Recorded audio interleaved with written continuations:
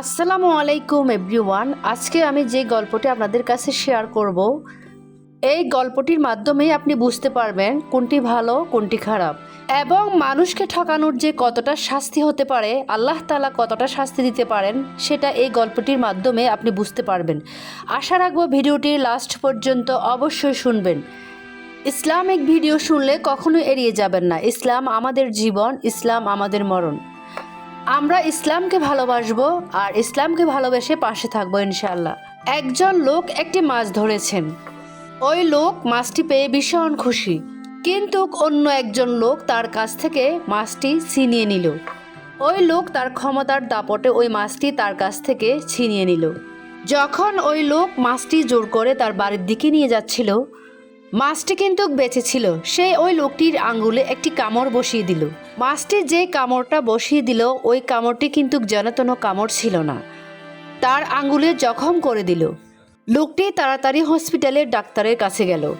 Doctor তার আঙ্গুলটি bandage করে দিল আর লোকটিকে বলল 3 দিন পরে আসুন, দেখি কি অবস্থা হয়। 3 দিন পর লোকটি আবার আসলো। ডাক্তার দেখলো তার আঙ্গুলের ক্ষত আরও বেড়ে গেল। ডাক্তার তখন তাকে বলল তার আঙ্গুল কেটে ফেলতে হবে, না হলে তার হাত কাটতে হবে। ডাক্তার তার আঙ্গুলটা কেটে ওই জায়গায় ব্যান্ডেজ করে দিল। আবার বলল 3 দিন পরে যেন এসে আবার দেখায়। লোকটি ডাক্তারের কাছে আবার আসলো। তখন ডাক্তার দেখলো তার ক্ষত আরও বেড়ে গেল, ভয়াবহ অবস্থা।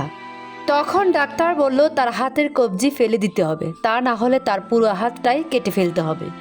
পরে লোকটির কবজি পর্যন্ত কাটা হলো এবং বলল 4 দিন পর যেন আবার এসে দেখা করে। 4 দিন পর লোকটি আবার আসলো ডাক্তারের কাছে। ডাক্তার দেখলো তার অবস্থা আরও বেশি ভয়াবহ।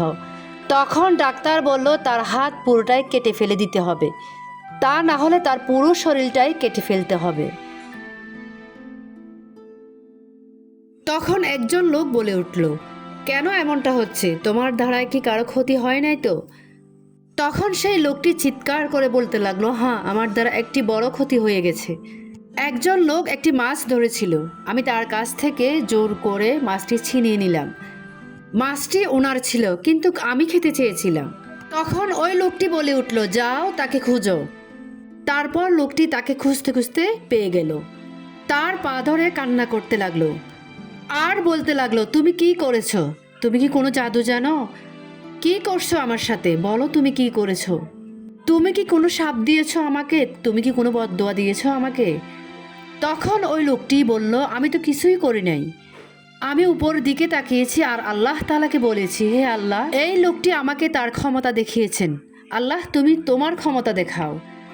ওই লোকটি ক্ষমতার দাপটে আমার কাছ থেকে মাছটি ছিনিয়ে নিয়েছে। তুমি আল্লাহ তোমার ক্ষমতা দেখাও। তো প্রিয় বন্ধুগণ, একবার চিন্তা করে দেখুন, একবার ভাবুন, পৃথিবীতে যতই আপনি ক্ষমতাবান হন, যতই আপনি শক্তিশালী হন না কেন, আল্লাহর উপরে শক্তিশালী আপনি হতে পারেন না। আপনি যদি কারোর সাথে অন্যায় করেন, তার কর্মফল অবশ্যই আপনাকে একদিন ভুগতে হবে। এটা আমার আল্লাহর বিধান, এটা আমার আল্লাহর কথা। ভিডিওটি যদি এতটুকুই ভালো লেগে থাকে তাহলে অবশ্যই পাশে থাকবেন ইনশাআল্লাহ। আসসালামু আলাইকুম।